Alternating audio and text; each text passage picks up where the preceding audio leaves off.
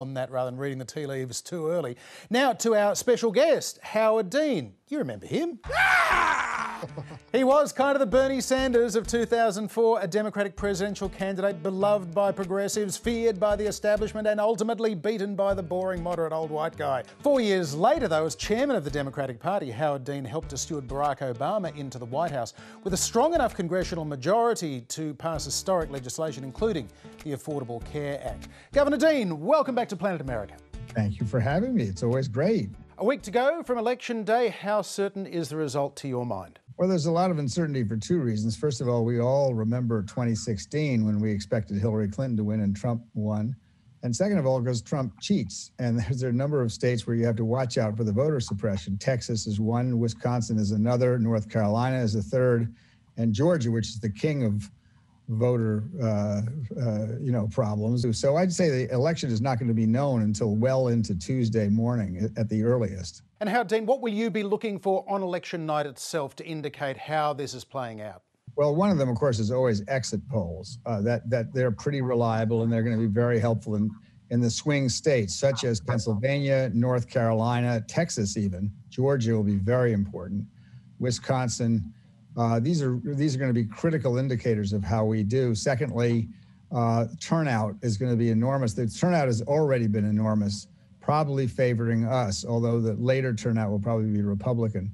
So I remain optimistic, but this is not going to be settled until at least 8 days from now. What could those next 8 days look like, do you think, given that President Trump has already said only the votes that are counted on Election Day should count? Well, that's just silly, but the president says a lot of silly things. Of course we should. We often don't know what the results are that night, and we certainly didn't know them in 2000 when Bush v. Gore came down. So the president can talk with it however he wants. Most people think the Supreme Court is the final arbitrator. That is not true. The United States Constitution says that the Congress is the final arbitrator of who gets to be president. So I don't expect it to stop at the Supreme Court, despite the fact that Trump just rammed justice on there as fast as possible. And Governor, how confident are you that Democrats are on track to take a Senate majority next week as well? I think if Biden wins, we'll definitely take a majority in the Senate. But if Trump wins, I don't believe we will. So, the Trump voters are the voters for the people who are running in the Senate. There's not going to be a lot of difference. Susan Collins, I expect her to lose her seat in Maine, and I think that's because Trump is much less popular in Maine than he was 4 years ago. But again, we have a long way to go. 8 days doesn't sound like a long way to go, but unfortunately it is in our system. Former Vice President Biden is campaigning in Georgia today. He's in Arizona as well this week. Two red states that he thinks he's got a chance in. But is he in danger of repeating Hillary Clinton's mistake of 2016 and losing sight of those crucial Rust Belt states that Democrats have to win? Well, unlike Hillary, he has spent a lot of time in the Rust Belt. He's been to Wisconsin, he's been to Michigan, and he spent a tremendous amount of time in Pennsylvania. So I think those are optimistic signs. I don't think he's going to take any state for granted that's very close.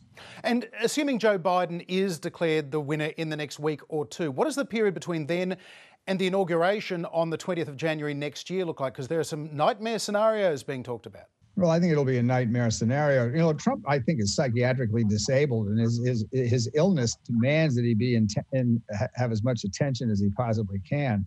So I expect all kinds of nonsense, all kinds of outrageous pronouncements, accusations. Last year, he claimed citizens from Massachusetts were going across the border into New Hampshire, and that's the only reason he didn't win New Hampshire. So you'll get a lot of that sort of thing. I do expect it to be chaos right up until noon of January 20th. And are there particular things that you're expecting? Lots of pardons? Or... I expect that. I expect him to pardon his family and probably himself, if that's legal, and I think it probably is, although that will be a court test as well. The court is in terrible shape. Most of the 73% of people under 35 in this country don't believe that the court is inclined to follow the law. They believe the court is inclined to follow politics. So we're going to have to do some major surgery on the Supreme Court and the whole court system. It's really become just a political corrupt organization, partly because so much money goes into recruiting these right-wingers, which the Supreme Court's now populated by. So there was going to be, America's going to be in some controversy for quite some time, particularly if Trump wins, but it will also be if Biden wins. Governor Howard Dean, thanks for being with us on Planet America.